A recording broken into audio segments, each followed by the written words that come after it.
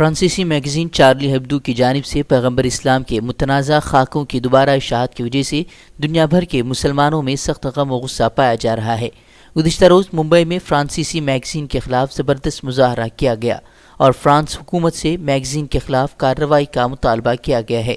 واضح ہے کہ فرانسیسی جریدے نے وہی خاک پھر سے شائع کیے ہیں جن کی بنا پر سن 2015 میں اس پر حملہ ہوا تھا۔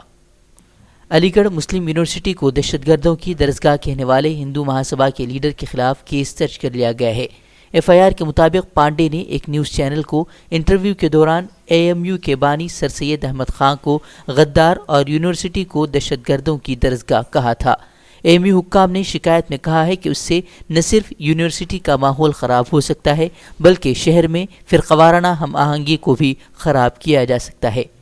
میانمار میں روہنگیا مسلمانوں کی نسل کشی میں حکومت کے کردار کا اب خود فوجیوں نے اعتراف کیا ہے۔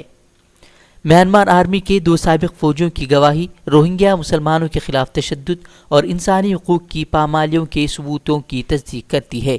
ایک ویڈیو پیغام میں ایک سابق فوجی نے کہا ہے کہ 2017 کا حکم واضح تھا، آپ جسے دیکھیں یا سنیں اسے گولی مار دیں۔ اسی طرح ایک اور سابق فوجی نے کہا ہے کہ ان کی بٹالین کو حکم دیا گیا تھا کہ سب کو مار ڈالو، چاہے بچے ہوں یا بڑے۔ روہنگیا اور میانمار کے عوام کے انصاف کے لیے جاری جدوجہد میں ان کے بیانات کو تاریخی لمحہ قرار دیا جا رہا ہے اور عالمی عدالت میں ان کے خلاف اب مقدمہ چلایا جا سکتا ہے۔ گزشتہ سال 19 دسمبر کو بنگلورو میں سی اے اے مخالف مظاہروں کے دوران ہوئے تشدد میں ملوث ہونے کے الزام میں پاپولر فرنٹ آف انڈیا کے 21 ممبروں کو سپریم کورٹ نے ضمانت دے دی ہے۔ اس سے قبل اعلیٰ عدالت نے ہائی کورٹ کے حکم کے خلاف کرناٹک حکومت کی طرف سے دائر اپیل پر مظاہرین کو دی گئی ضمانت پر روک لگا دی تھی۔ سپریم کورٹ نے مراٹھا سماج کو ملازمتوں اور تعلیمی اداروں میں ریزرویشن دینے والے مہاراشٹر حکومت کے 2018 کے قانون پر روک لگاتے ہوئے اس معاملے کو بڑی بینچ کے حوالے کر دیا ہے۔ البتہ عدالت نے واضح کیا ہے کہ اب تک اس قانون کے تحت دیے گئے داخلوں یا ملازمتوں پر اس روک کا کوئی اثر نہیں پڑے گا۔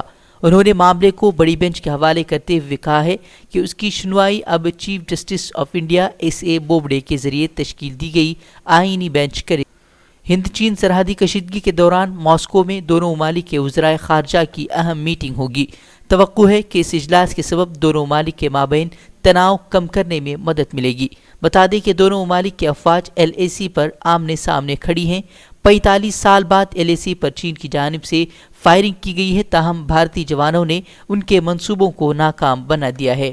سیاسی پارٹیوں اور رہنماؤں کے خلاف جھوٹی خبریں پھیلانے والے B J P I T cell کے سربراہ امت مالویا کے خلاف اب بی جے پی کے سینئر رہنما سبرامنیم سوامی نے ہی محاذ کھول دیا ہے اور اعلیٰ کمان سے فوری طور پر انہیں ہٹانے کا مطالبہ کیا ہے۔ سبرامنیم کئی بار امت مالویا پر الزام عائد کرتے رہے ہیں کہ وہ ان کے خلاف فرضی ٹویٹ کے ذریعے مہم چلاتے ہیں، لیکن اس مرتبہ معاملہ بہت آگے بڑھ گیا ہے اور انہوں نے اپنی ہی پارٹی کو الٹیمیٹم دے کر کہا ہے کہ جمعرات تک فیصلہ لیا جائے ورنہ وہ اپنی دفاع خود کرنے کے لیے مجبور ہوں گے۔ ملک میں بڑھتی بے روزگاری کے خلاف یو پی بہار میں نوجوانوں نے رات 9 بجے 9 منٹ موم بتی اور لالٹین جلا کر اپنا احتجاج درج کیا ہے۔ اس درمیان یو پی میں بے روزگاری کے خلاف احتجاج کر رہے یوتھ کانگریس لیڈروں کی گرفتاری بھی عمل میں آئی ہے۔ اکھلیش یادو نے ٹویٹ کر مودی حکومت پر حملہ بولتے ہوئے کہا ہے کہ آج آنے والے کل کے بدلاؤ کا اتہاس لکھ دیا گیا ہے۔ حکومت کی ناقص پالیسیوں اور معیشت کے زوال پر کانگریس کے سابق صدر راہل گاندھی کی طرف سے مودی حکومت پر حملے کرنے کا سلسلہ لگاتار جاری ہے۔ جمعرات کے روز راہل گاندھی نے کہا ہے کہ مودی حکومت نے ملک کے نوجوانوں کا مستقبل تباہ و برباد کر دیا ہے۔ راہل نے کانگریس کی اسپیک اپ آواز اٹھاؤ مہم کے تحت ٹویٹر پر ایک ویڈیو شیئر کرتے ہوئے کہا ہے کہ مودی سرکار کی پالیسیوں کی وجہ سے ملک میں کروڑوں روزگار ختم ہو گئے۔ ویوستھا کو کافی نقصان ہوا ہے۔ جی ڈی پی میں 23.9% تک گراوٹ درج ہوئی ہے۔ لاکھوں لوگوں کی نوکریاں جا چکی ہیں۔ چھوٹے مدھیم ویاپار تباہ ہو چکے ہیں۔ دیش کے لوگوں کی اور سے ہم ممبئی کا موازنہ پی او کے سے کرنے والی اداکارہ کنگنا کے بنگلے کو ممبئی بی ایم سی نے توڑ دیا ہے، جس کے بعد اداکارہ اور مہاراشٹر حکومت کے درمیان ایک بار پھر جنگ چھڑ گئی ہے۔ کنگنا نے ویڈیو جاری کر وزیر اعلیٰ کو دھمکی دی ہے کہ آج ان کا بنگلہ ٹوٹا ہے تو کل وزیر اعلیٰ کا گھمنڈ ٹوٹے گا۔ وہیں این سی پی سربراہ شرد پوار نے کنگنا کے بیان کو اہمیت نہ دینے کی بات کرتے ہوئے بنگلہ توڑنے کو لے کر بھی اعتراض ظاہر کیا ہے. ساتھ ہی انہوں نے کنگنا کے معاملے میں میڈیا کے کردار پر بھی سوال کھڑے کیے ہیں. حکومت کرناٹکا نے طبی سہولیات میں ایک اور قدم آگے بڑھاتے ہوئے ایئر ایمبولنس کا آغاز کیا ہے. وزیر اعلیٰ یڈیورپا نے خود اس سروس کا افتتاح کیا، لیکن یہ سوال سب سے اہم ہے کہ اس معاشی بحران کے دور میں ایمبولنس کی قیمت کون چکائے گا؟ حال ہی میں کووڈ کے مریض کو کولکتہ سے چنئی ہوائی ایمبولنس کی خدمات کے تعاون سے منتقل کیا گیا، جس کی قیمت 15 سے 20 لاکھ روپے دے کر چکانی پڑی ہے. اسی طرح پیر کے انفیکشن کے ایک مریض کو بلاری سے بنگلورو منتقل کیا گیا، جس کے لیے مریض کی جانب سے 2.5 لاکھ روپے ادا کیے گئے ہیں. اسرائیل اور متحدہ عرب امارات 15 ستمبر کو وائٹ ہاؤس میں ہونے والی ایک تقریب میں ایک تاریخی معاہدے پر دستخط کرنے والے ہیں.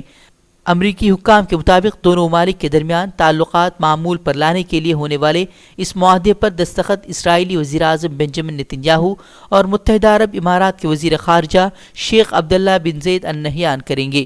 اسرائیل کے سب سے بڑے بینک کے سربراہ کے مطابق اس معاہدے پر دستخط کے بعد دونوں ممالک کے بینکوں کے درمیان اشتراک بڑھایا جائے گا.